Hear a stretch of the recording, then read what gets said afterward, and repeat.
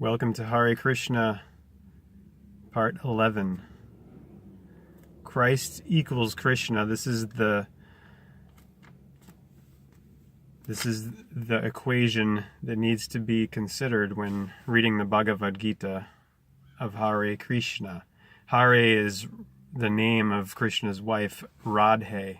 Hare is another way of saying Radhe. So it's saying his wife, you'll notice, comes before him. Hare, then Krishna. Christ, when you say Christ, you don't say Mary beforehand, right? Was Christ in any of the canon, so-called New Testament Gospels ever portrayed as married? Is he married to Mary? Mary Magdalene? Mary, so it would be Mary, Christ, or Christ, Krishna, Christmas, Christian.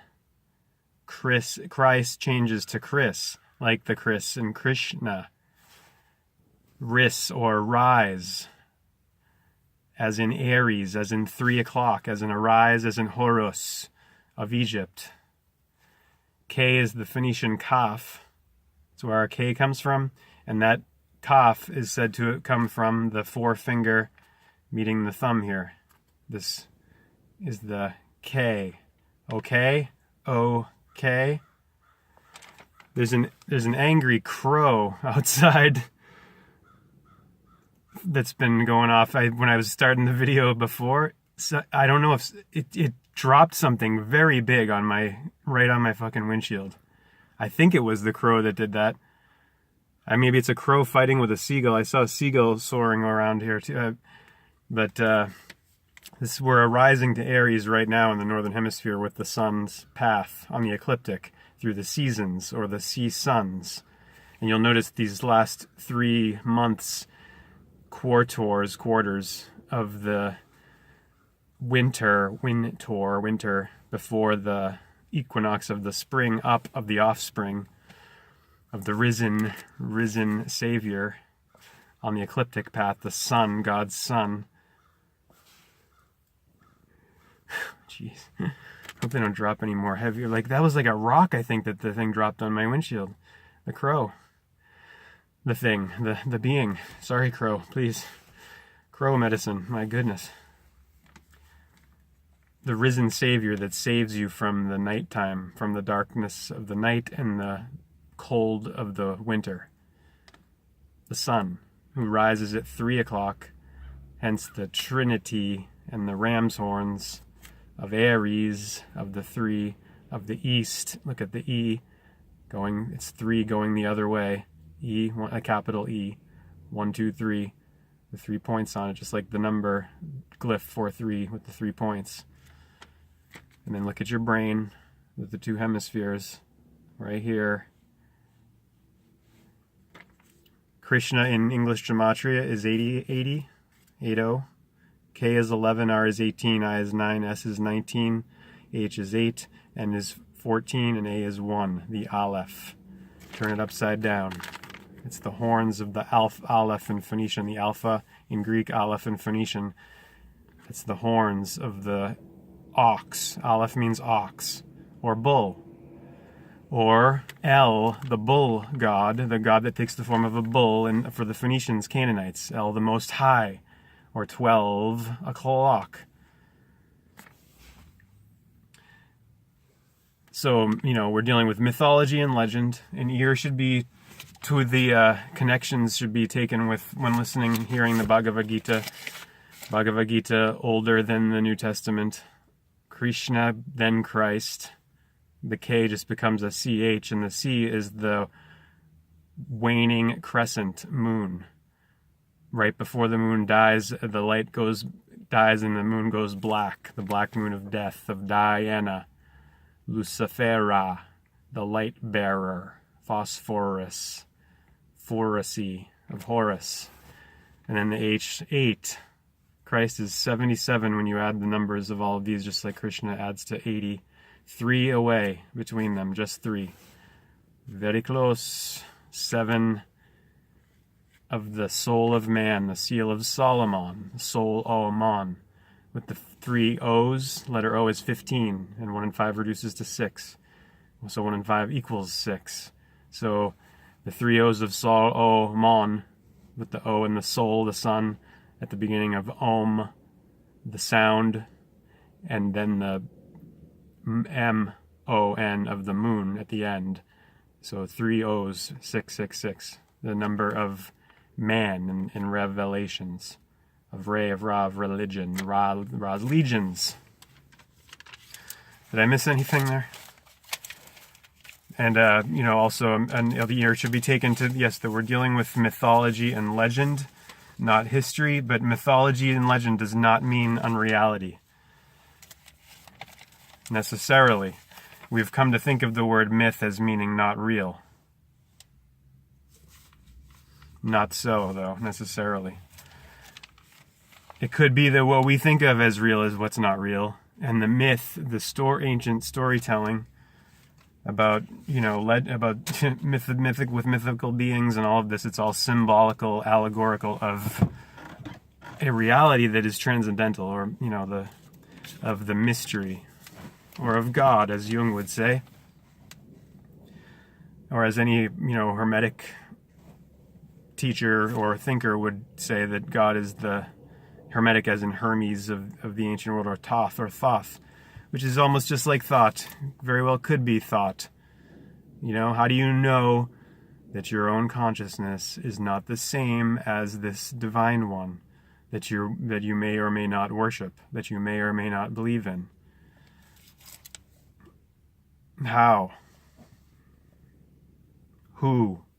The very last line that I read in the Bhagavad Gita of Hare Krishna, in chapter 6, the true yoga, was the yogin of subdued mind, ever keeping himself, this is page 123, 123, the yogin of subdued mind, ever keeping himself thus harmonized, attains to peace, the supreme nirvana, which abides in me. M-E, M with a capital M, you'll see here. Me with a capital M. Number 13, the Phoenician mem. But the capital would be on a different number, right? Because it starts again at capital A would be 27 after lowercase a through z, 1 through 26.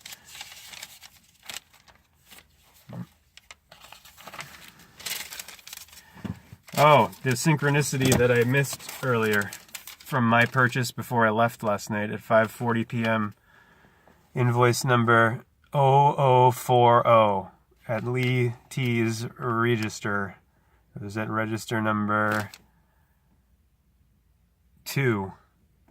0040, and my time of purchase was 5:40, invoice number 0040. So after the 17 that I tracked from customers while I was working, playing the role of the cashier who hears and settles the transaction at the checkout, I had that happen. And there was one just like that in one of the customers with the 4040. Verily, yoga is not for him who eats too much or abstains too much from eating. It is not for him, O Arjuna, who sleeps too much or keeps awake too much.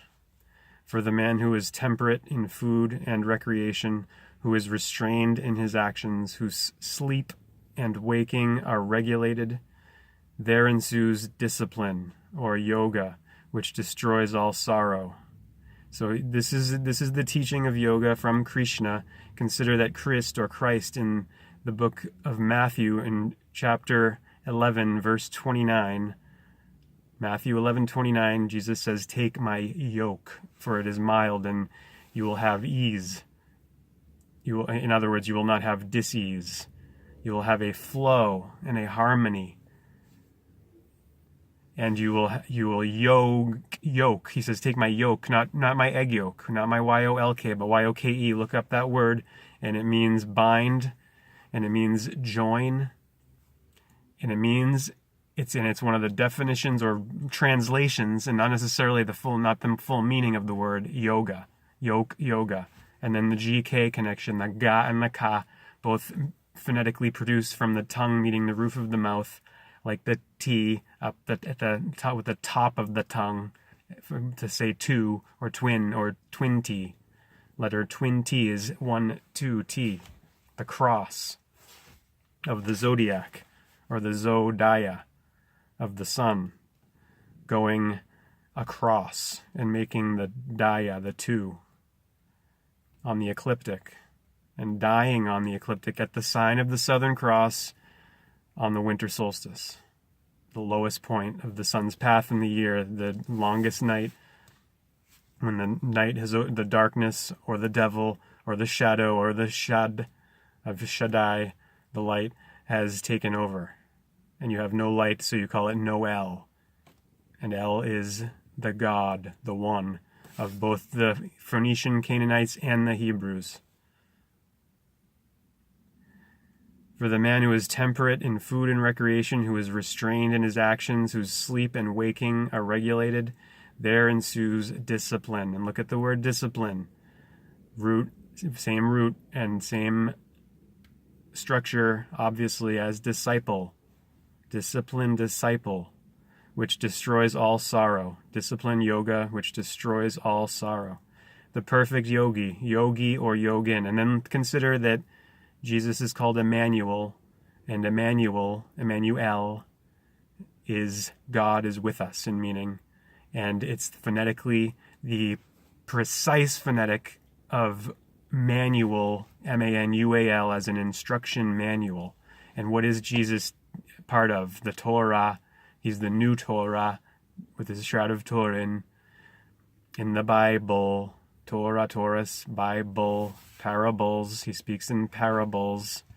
He's giving instruction because he's an instruction manual. He's a picture, walking and talking in literature, in print, in a story, in a Taurus story, Taurus, the sun ascending, the cerebellum, all the speech centers are in Taurus, the throat, and so he is in a picture, an illustration, light illustration of enlightenment and spiritual and intellectual enlightenment, which is only approached through this discipline, and that's why he has disciples.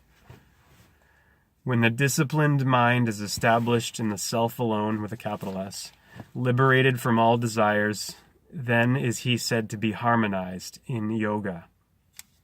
As a lamp in a windless place flickereth not, to such is likened the yogi of subdued thought, who practices union with the self or discipline of himself.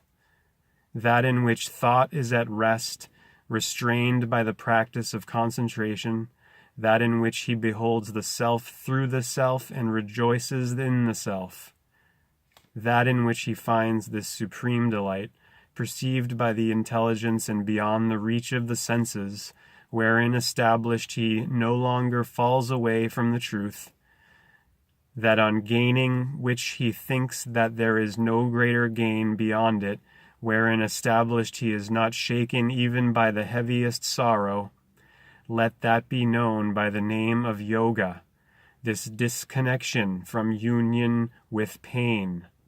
This yoga should be practiced with determination, with heart undismayed, abandoning without exception all desires born of selfish will, restraining with the mind all the senses on every side.